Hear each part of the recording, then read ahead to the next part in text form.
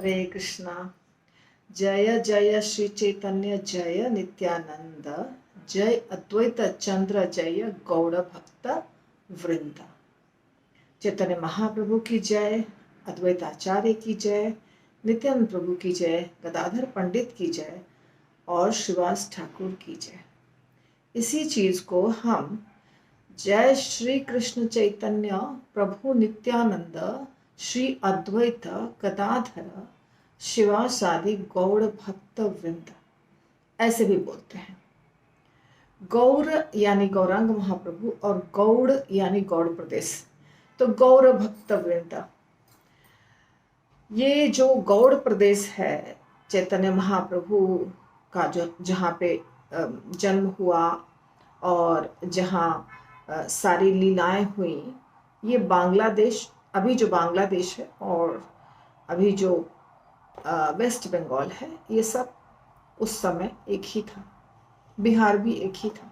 500 से ज़्यादा हो चुका है, 514 या 16-17 साल हो चुके हैं जब चैतन्य महाप्रभु ने ये लीला वहाँ की थी।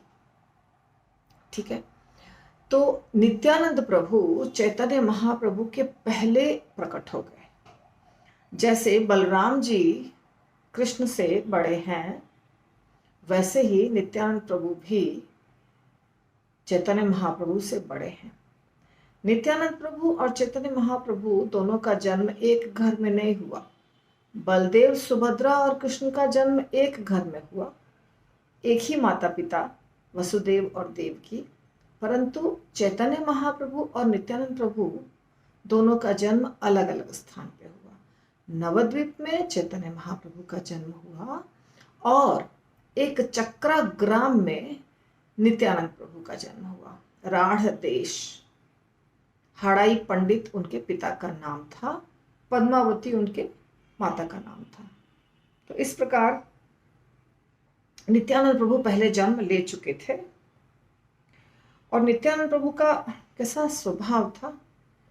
सुस्थिर, बुद्धिमान और गुणवान, ये नित्यानंद प्रभु का स्वभाव है। लेकिन बाद में तो नित्यानंद प्रभु अवधूत बन के बहुत उछल कूद मचाए हैं, वो आपने लीला में कई बार सुना होगा। पर ये जब बचपन थे तो कह रहे हैं वृंदावन दास ठाकुर नित्यानंद प्रभु के बारे में, शिशु होते सुबुद्धि सुस्थिर गुणवान। और क्या हुआ, जब नित्यानंद प्रभु का जन्म हुआ तो दुर्भिक्ष दरिद्र दोष खंडिलो सकला, उस एरिया में, ये जो एरिया था एक चक्रा ग्राम का या राढ़ देश का जो प्रदेश था, वहाँ पे अकाल और दरिद्रता ये पहले के ज़माने में बहुत ज़्यादा मात्रा में होता था। तो ये समाप्त हो गया जब नित्यानंद प्रभु का जन्म हुआ, तो ये चीज़ें समाप्त हो गई। जब नवद्वीप चंद्र यानी चैतन्य महाप्रभु जब जन्म लिए, नवद्वीपे गौरचंद्र, गौरांग महाप्रभु चैतन्य महाप्रभु ये बाद में प्रकट हुए। तो जब ये प्रकट हुए नवद्वीप में, तो वहाँ राढ़ा देश में नित्यानंद प्रभु छोटे थे। तो उस समय बहुत जोर से हुंकार किया, उनको पता चल गया कि कृष्ण जन्म ले लिए हैं, चैतन्य महाप्रभु प्रकट हो गए हैं।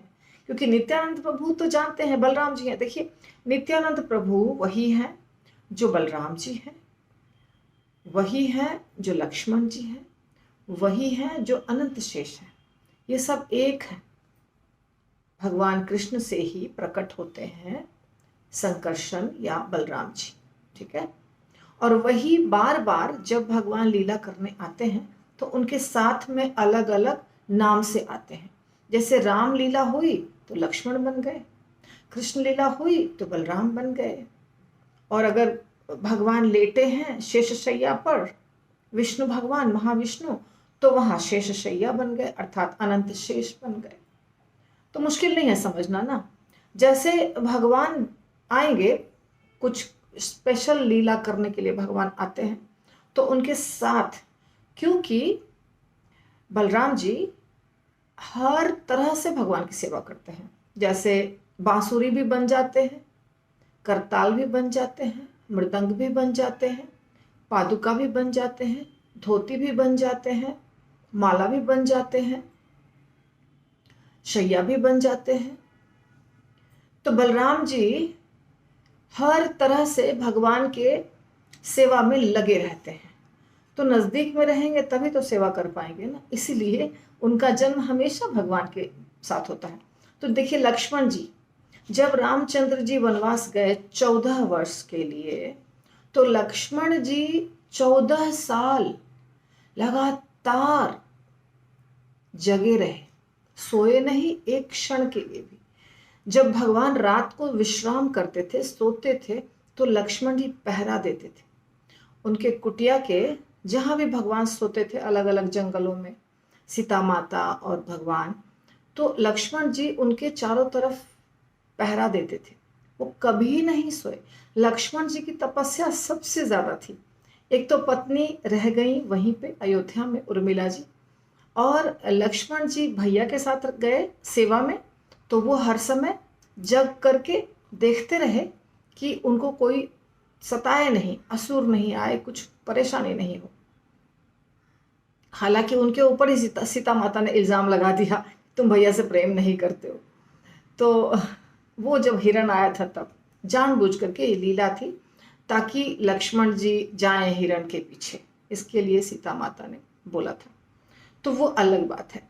तो इस प्रकार भगवान की सेवा रात दिन 24 घंटे साथ में रह करके लक्ष्मण जी किए थे। बलराम जी उस तरह साथ में नहीं थे, क्योंकि बलराम जी बड़े भैया बने। तो बड़ा जो होता है वो थोड़ा सा उसका स्थान अलग होता है ना, वो रिस्पेक्टेड होता है।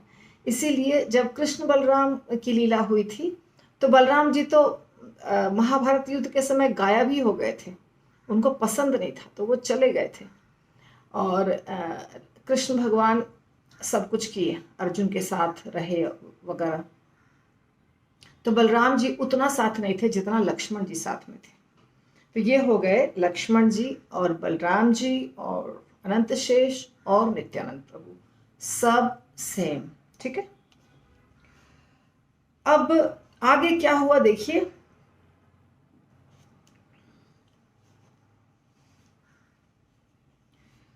तो जिस दिन नवद्वीप में भगवान प्रकट हुए, उस दिन नित्यानंद प्रभु जोर से हुंकार किए कि हाँ हो गया हो गया। भगवान ऐसा बोला नहीं पर हुंकार किया। अनंत ब्रह्मांड इनकी हुंकार से गूंज उठा, जैसे सारा संसार मूर्छित हो गया हो, इतना जोर से पुकारे थे। कोई सोचा कहीं वज्रपात तो नहीं हो गया है, इतना जोर से कैसे आवाज आई। किसी को लगा कहीं बहुत बड़ा उत्पात मचा है, और किसी को लगा कि ये जो शब्द है कहीं गौड़ेश्वर महादेव की तो आवाज नहीं है। वहां पे जहाँ पे महाप्रभु सॉरी नित्यानंद प्रभु का जन्म हुआ, वहां पे गौड़ेश्वर शिवलिंग भी है। उसी स्थान पर राढ़ देश में गौड़ेश्वर शिवलिंग विराजमान है। तो किसी किसी को लगा कि गौड़ेश्वर शिव जी बहुत जोर से हुंकार किए हैं। इस प्रकार सब लोग अपने अपने अंदाज लगाने लग गए। किसी ने नित्यानंद प्रभु को पहचाना नहीं कि ये है कौन, कैसे पहचानेगा कोई। चैतन्य महाप्रभु भी बहुत लंबे समय तक अपने आप को छिपाए रखे। बाद में पता चल गया अद्वैत आचार्य को कि ये तो वही हैं जिनके लिए मैंने इतना प्रार्थना किया है। पहचान गया अद्वैत आचार्य, पर बाद में। तो इस प्रकार अपने को गुप्त रखकर नित्यानंद प्रभु बालकों के साथ खेलते रहे। बहुत बड़े नहीं थे, छोटे ही थे, बच्चे थे, खेलने वाली उम्र थी। तो बालकों के साथ जो खेल खेलते थे वो साधारण खेल नहीं था। नित्यानंद प्रभु जो बच्चों के साथ खेलते थे ना, वो सारी लीलाएं, जितनी लीलाएं भगवान ने की है अलग अलग रूपों में, वो सारी लीलाएं नित्यानंद प्रभु एक्टिंग करके, नाटक करके, सब बच्चों के साथ नाटक करके लोगों को दिखाते थे। जो वहाँ के लोग थे, साधारण जनता, वो देखती थी कि ये क्या क्या लीला कर रहे हैं। तो कौन कौन सी लीला करते थे वो मैं आपको बताती हूँ। जैसे उन्होंने शुरू कहाँ से किया, शिशुगण शिशुगण संगे नित्यानंद क्रीड़ा करे, श्री कृष्णेर कार्य बिना आर नहीं स्फुरे। सिर्फ भगवान की लीला, और दूसरा खेल नहीं खेलते थे नित्यानंद प्रभु। ऐसा नहीं है कि कबड्डी खेल रहे हैं, गुल्ली डंडा खेल रहे हैं, वो सब नहीं खेलते थे, केवल भगवान की लीला। देव सभा करे न मिलिया शिशुगण, गणे पृथ्वी रूपे केहो करे निवेदन। अब जैसे पृथ्वी माता गई थी ना ब्रह्मा जी को बोलने के लिए कि हमारे ऊपर बहुत असुरों का भार हो गया है, आप कृपा करके उपाय ढूंढिए कैसे हमारा भार कम होगा।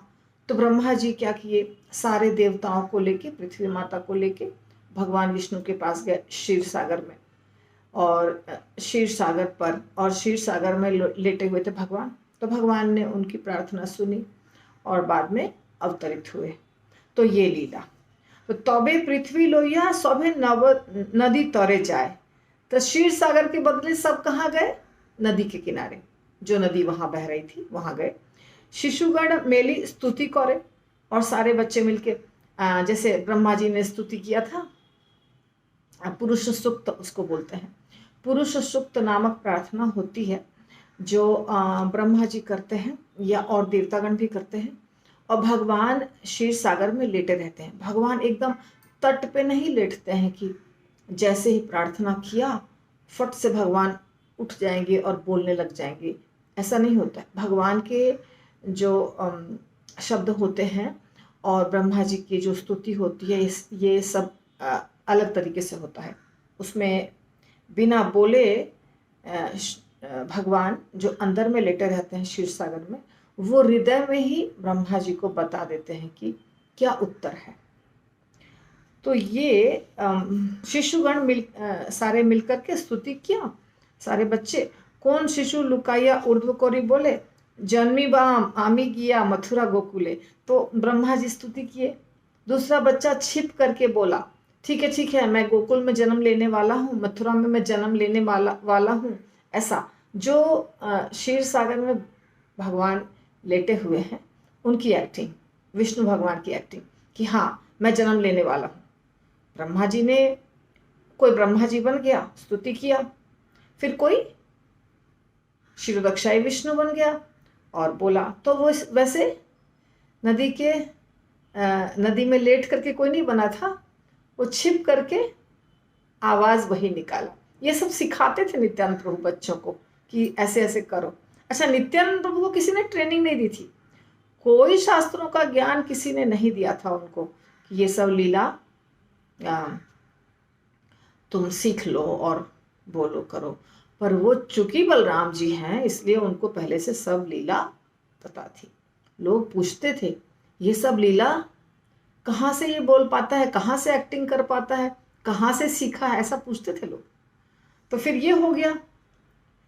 इसके बाद कौन दिन निशा भागे शिशुगण लैया, वसुदेव देवकीर कौरायन विया। तो उसके बाद क्या किया, देवकी और वसुदेव बन गए। अब एक लीला समाप्त हो गई कि मैं प्रकट होऊंगा, भगवान ने बोल दिया। अब दूसरी लीला कि अब भगवान जन्म लेने वाले हैं, तो क्या करेंगे वो। तो उन्होंने देवकी किसी को बनाया, किसी को वसुदेव बनाया, और बंदी गृह में, हाँ बंदी गृह कोरिया अत्यंत निशाभागी कृष्ण जन्म, उन्होंने कृष्ण जन्म करवाया नित्यानंद प्रभु ने। गोकुल सृजिया तो थी आनेन कृष्णेर महामाया दिला लोहिया मांडिला कंसेर भांडिला कंसेरे।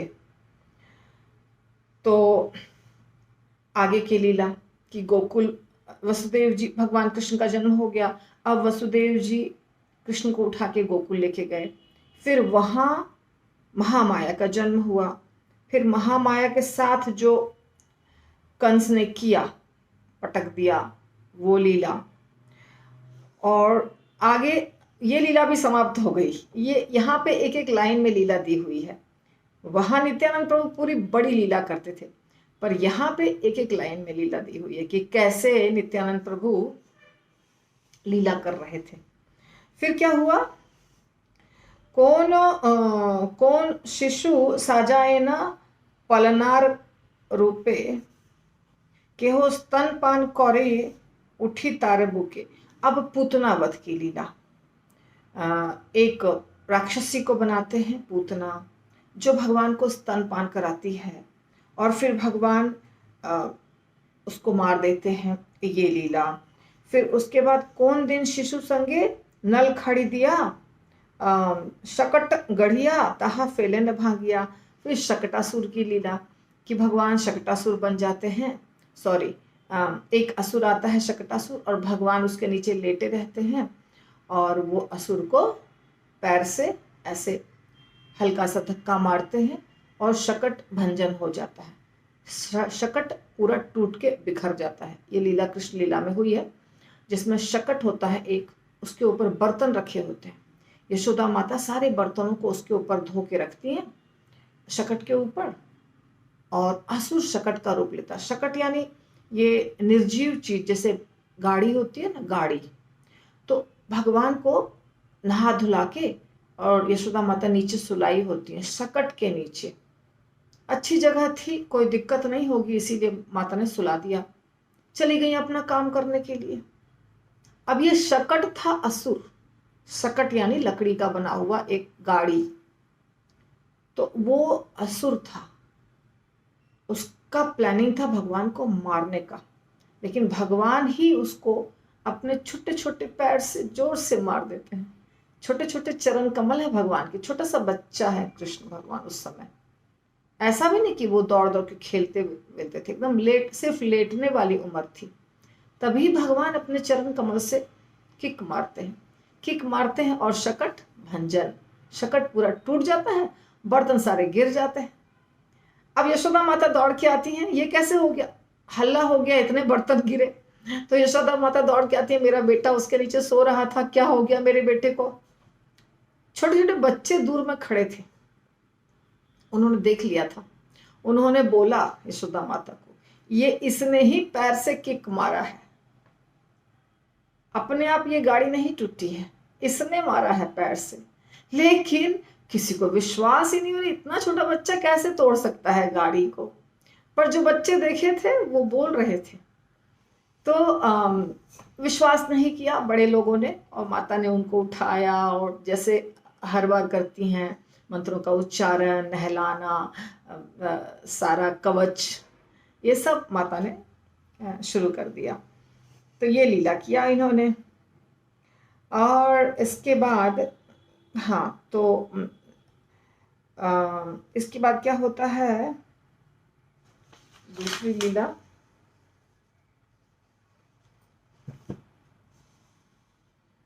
कौन दिन पत्रेड़ गढ़िया नागगण जौले जाए संहति लोहिया शिशुगण, झाँप दिया पौड़े के हो अचेष्ट होइया, चैतन्य कराए पाछे आपने आसिया। ओके, तो ये कालिया नाग की लीला किया कि कालिया नाग जो है वो बहुत जहरीला सांप है, और जहरीला सांप होने के कारण क्या हुआ कि नित्यानंद प्रभु ने, पहले तो नित्यानंद प्रभु ने सांप बनाया, पत्तों का सांप भी बनाते हैं बच्चे, मोड़ मोड़ के पत्तों को, तो पत्तों का सांप बनाया और बालकों को लेकर जल के निकट आए, जल जो नदी थी वहां पे, और एक बालक जल में गया, प्रवेश हुआ और मूर्छित होकर गिर गया। फिर नित्यानंद प्रभु ने उनमें चेतना दी। तो ये बहुत बड़ी लीला यहाँ नहीं बताया है, पर कालिया मर्दन की लीला हो रही है यहाँ पे। इस प्रकार कालिया मर्दन यानी कि भगवान ने कालिया सांप के ऊपर नृत्य किया था, कालिया सांप को सजा दी थी, तुम्हें यह स्थान छोड़कर जाना पड़ेगा, और उनकी पत्नियां प्रार्थना की थी। ये तो बहुत बड़ी लीला है कृष्ण लीला में, तो वो लीला भी भगवान यहाँ कर रहे हैं, नित्यानंद प्रभु कर रहे हैं। इसके बाद दूसरी लीला क्या होती है, एक दिन वो बालकों के साथ तालवन जाते हैं। तालवन में भी भगवान ने क्या किया था, धेनुकासुर का वध किया था। जो बहुत सारे कलरफुल असुर थे ना, गधे के रूप के असुर थे, और वहाँ पे बहुत खुशबूदार और स्वादिष्ट ताड़ के फल थे। तो भगवान चाहते थे कि हम अपने दोस्तों को दें, क्योंकि दोस्तों ने कहा था कि हमें भूख लगी है और हमें बहुत अच्छी खुशबू आ रही है, तो हमें दीजिए ये फल तोड़ के। तो भगवान तोड़ने के लिए गए। जब तोड़ने के लिए गए तो वहाँ बहुत सारे असुर पहले से तैयार थे भगवान के साथ युद्ध करने के लिए। तो भगवान ने एक एक को मार मार के गिराया, उठा उठा करके, गोल गोल घुमा घुमा करके सारे गधों को मारा। गधे सब कलरफुल थे, लाल, पीला, हरा, नीला। और एक को जब उछालते थे मारने के लिए, पटकते थे ऊपर हवा में, तो वो एक वृक्ष पर जब गिरता था तो वो वृक्ष टूट जाता था। उस वृक्ष के टूटने से दूसरा वृक्ष टूट जाता था। ये वृक्ष ऐसे गिरा, दूसरा गिरा, तीसरा गिरा, ऐसे धराशायी हो गए सारे वृक्ष भी। और उस पे लटक, वृक्षों के ऊपर बहुत सारे गधे, लाल, पीले, हरे, नीले। तो बहुत सुंदर दृश्य लग रहा था। ऐसा श्रीमद् भागवतम में वर्णन है। तो धेनुकासुर का वध कर दिया और बाद में फलों को तोड़ के सारे बच्चों को खिलाया भगवान ने। ये लीला किया नित्यानंद प्रभु ने। और इस प्रकार बालकों को लेके नित्यानंद प्रभु बहुत सारी क्रीड़ा कर रहे थे, जैसे कि बकासुर का वध किया, अघासुर का वध किया, वृषभासुर का वध किया। ये सब भी लीला हुई। और बाद में शाम को सारे बच्चों के साथ श्रृंग बजाते बजाते घर लौटते थे, जैसे कृष्ण लौटते थे। कृष्ण कन्हैया, कन्हैया लाल। है ना अपना गीत, क्या बोलते हैं, जय कन्हैया लाल की, हाथी घोड़ा पाल की। और दाऊ जी के भैया कृष्ण कन्हैया, ये तो बच्चे लीला करते थे और ये गीत इसी के चलते बना है। तो जब संध्या वेला, शाम अच्छा नहीं लगता है बोलने में, यहाँ पे संध्या वेला होती थी तो भगवान लौटते थे गैया चरा के, बछड़े चरा के, गैया चरा के। तो उनके पास बहुत सारे इंस्ट्रूमेंट होते थे बजाने के लिए, बिगुल, बांसुरी, श्रृंग, ये सब बजाते थे वो। और जंगल से बजाते बजाते घर लौटते थे। अभी भी आप देखिएगा भगवान का जो फेटा बंधा रहता है, भगवान धोती पहनते हैं, धोती के ऊपर फेटा बंधा रहता है। खास करके वृंदावन के मंदिर में देखिएगा, राधा श्याम सुंदर जी जो इस्कॉन के मंदिर हैं, तो उसमें भगवान का जो फेटा बंधा रहता है, उसमें रस्सी भी रहती है, बांसुरी भी रहता है, श्रृंग भी रहता है, ये सब चीज रहता है, क्योंकि भगवान ये सब चीज कैरी करते थे अपने साथ। भगवान के खेलने की क्या चीजें थी पता है आपको? कौड़ी बोलते हैं, मुझे नहीं पता सब दूसरे भाषा में, हिंदी में कौड़ी बोलते हैं। कौड़ी की कोई कीमत नहीं मानी जाती है, ऐसा कहा जाता है। तुम्हारी कीमत एक कौड़ी की भी नहीं है, ऐसा प्रवर्ब है। तो कौड़ी, सीप, श्रृंग, जंगली फूल, पत्थर जंगली, और जो मिट्टी होता था जंगल में, उसमें से कलर निकालते थे, लाल लाल कलर, उससे अपने यहाँ सब जगह श्रृंगार। अभी भी आप देखिएगा भगवान का श्रृंगार होता है मंदिर में, वृंदावन के मंदिर में, इस्कॉन में तो होता है। तो ये सारी चीजें जंगल जाके वो करते थे। गैया चरते रहती थी या बछड़े चरते रहते थे और बच्चे यही सब करते थे। तो गाय के सींग से बनाते थे, श्रृंग यानी सींग, बजाने का यंत्र, बांस से बांसुरी, और जो गैया को चराने के लिए रस्सी होती थी वो भी बांधते थे। लकुटी यानी लाठी, ग्वाल बाल जो होते हैं, मतलब गाय चराने वाले जो होते हैं, उनके पास तो लाठी होना कंपलसरी है ना गैया को हाँकने के लिए, तो लाठी। तो यही सारी चीजें थी। और पगड़ी, माता जो भोजन देती थी वो भोजन लेके जाते थे, तो पीछे लटकता रहेगा भोजन की थैली, ऊपर में यहाँ एक फेटा, यहाँ कमर के ऊपर पगड़ी वाला और नीचे कमर बंद। तो ये सारा श्रृंगार था भगवान का, जिसको हम लोग आज आज आज मंदिरों में जो हम सजाते हैं भगवान को, तो वो सारे चीज़ों को कृष्ण भगवान के श्रृंगार में सब लगाते हैं। भगवान कृष्ण जब द्वारका में थे तब राजा वाला था उनका रूप। द्वारकाधीश का जहाँ विग्रह रहेगा, जैसे मथुरा में द्वारकाधीश के विग्रह हैं, द्वारका में द्वारकाधीश के विग्रह हैं, तो वहाँ पे तो मुकुट पहनेंगे भगवान, मुकुट और गले में सोने चांदी हीरे मोती के गहने, चरण में हर जगह बाजूबंद, कमरधनी।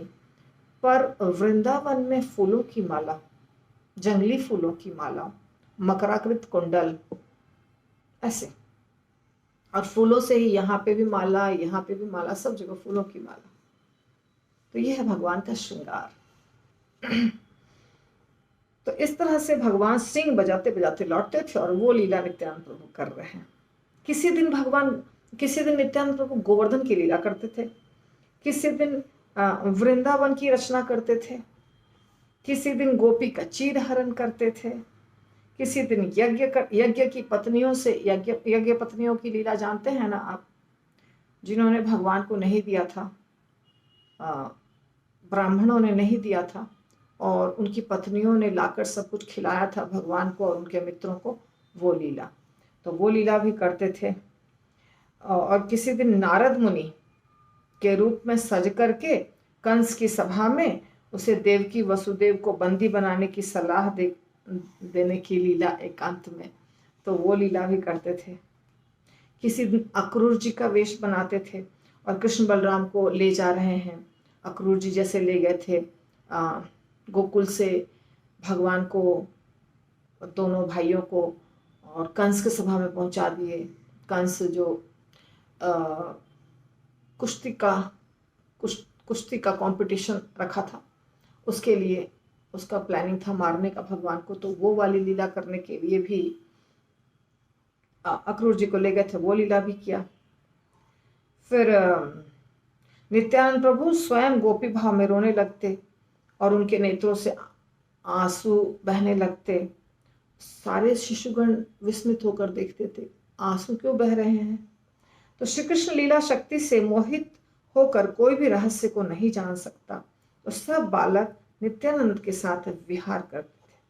तो नित्यानंद प्रभु के साथ सारे बच्चे ये सारे लीलाओं को मगन होकर देखते थे, एंजॉय करते थे, और ये लीला आगे कंटिन्यू होगी। मैं सोच रही हूँ कि आज कल 1-2 दिन में नित्यानंद प्रभु का जितना हो सके आपको बताऊं। तो ये पहला एपिसोड है। हरे कृष्णा।